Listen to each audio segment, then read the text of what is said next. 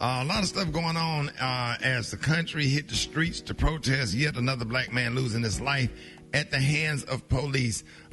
Breaking news came out of Brooklyn Center, Minnesota, on yesterday as Officer Kim Potter was charged with second-degree manslaughter for killing Dante Wright, and she is now out on bail. Officer Potter claimed that she never meant to shoot Dante, which is a lie, which she mistakenly got a gun and taser mixed up, which is another lie in my opinion. I'm going to throw some little shade in there on all that little stuff. Medical investigators declared Wright's death a homicide. This brings into question the long list of shooting bias victims that continues to grow, it seems, almost every single week. Now, the term shooting bias is defined as a form of implicit racial bias when it refers to the tendency among the police to shoot black civilians more often than white civilians, even when they are unarmed. And we ask the question, now, how is it that armed and active shooters who are white are able to be taken into police custody with care and one to Burger King? And each week, we continue to add names of black people who have died by the hands of police for being a threat, even though they are unarmed. And on the line right now, we have Princeton graduate and attorney Glennon Threatt on the line. Glennon, what does this second degree? First of all, good morning. And good morning, Rickey. What does the second degree manslaughter charge mean in the murder of Dante Wright? Well, manslaughter is typically a lesser included homicide to murder, Rickey, and it means a murder, a killing that has a lesser state of mind, like somebody that killed in heat of passion or because of a reckless act. And so it means that essentially she didn't intend to take his life at the time that she acted, or apparently they didn't think that they could charge the police officer with that. So it carries a lesser penalty, which is probably the most important thing. Right. And I mean, Glenn, so what are your thoughts? Do you think? Here's the problem that I have with Rickey, because all of this is consistent with what I've talked about a lot, which is that we have two Americas. We have an America for the rich and the elite, and most of the time the white, and then we have the America for the rest of us. And so when you look at the behavior of certain people and you wonder, you change the race of the person and act yourself with the same situation exists, if the person's race were different, then you know that it's racially motivated. And it is amazing to me as I went back and started looking at some statistics on these police-involved shootings. Since 2015, there have been about 6,000 fatalities involving police in the United States. Black people constitute 14% of the population, but 24% of the people that have been killed by police. And so that wide disparity is statistically too great to ignore. Then when you look at the percentage of blacks who are arrested, what happens to them when they get arrested, blacks that are stopped for traffic infractions as compared to other races, it is clear that the police have an implicit bias, an explicit bias against blacks when they encounter them. And I think that comes from the historical antecedent of the reason that the police exist in our communities anyway. When you talk to people in majority white communities, they think of the police as being a group of people that are there to provide them with safety and security and to serve and protect. And when police officers are in predominantly black or brown communities, they're viewed to be there to provide law and order, to control that populace as sort of an imposing force. And so that attitude, systemic attitude, institutional relationship between the police and the communities that they're serving is, I think, at the very heart of the reason that the police interact with black and brown people differently. And Glennon, I got a question for you, Special K.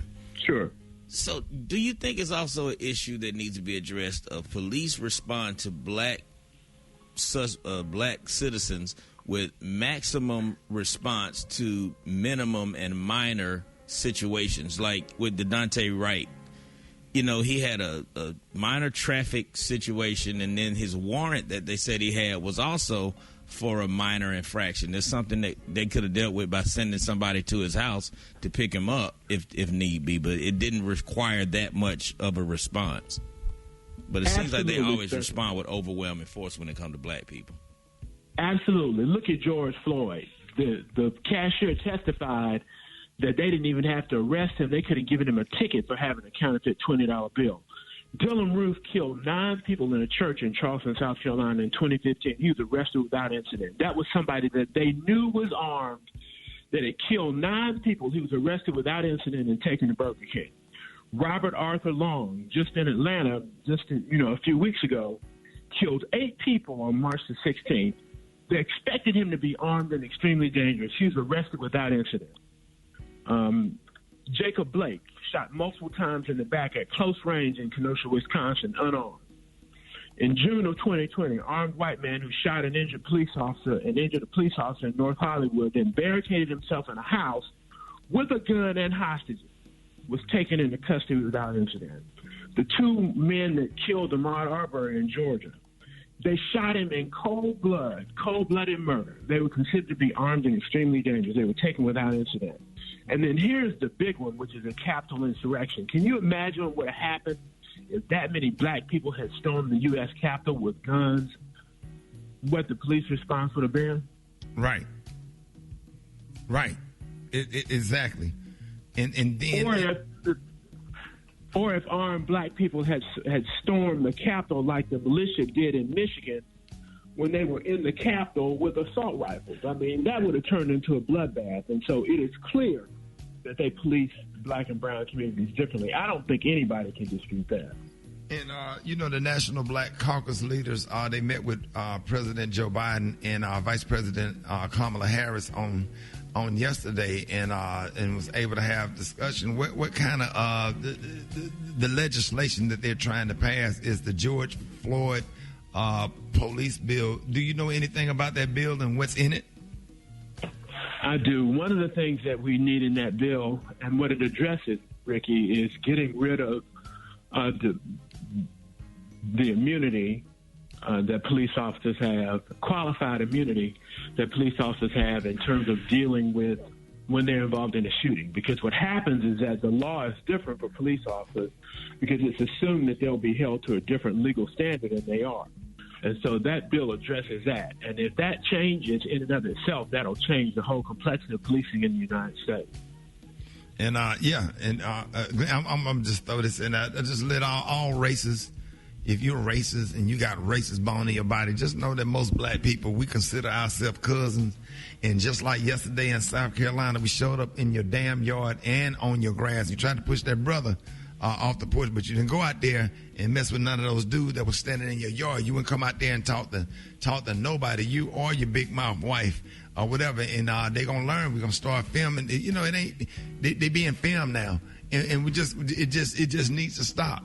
It just needs to stop, man. We are traumatized. We are sick and tired of being sick and tired, man. And Glennon, thank you so much for breaking some of this stuff down for us this morning. We're going to be talking about it a lot more all through next week as we have all these cases going on at the same time. And then we want to get into, where do you think, what kind of case you think the defense is putting on for the George Floyd trial.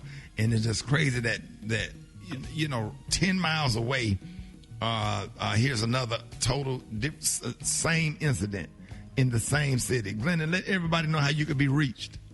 You can reach me on Twitter at @G3 and hit me up and I'll follow you back. Hey, Glennon, appreciate you, man. Appreciate you, big bro. Thank you. And hello to your radio audience. To radio audience.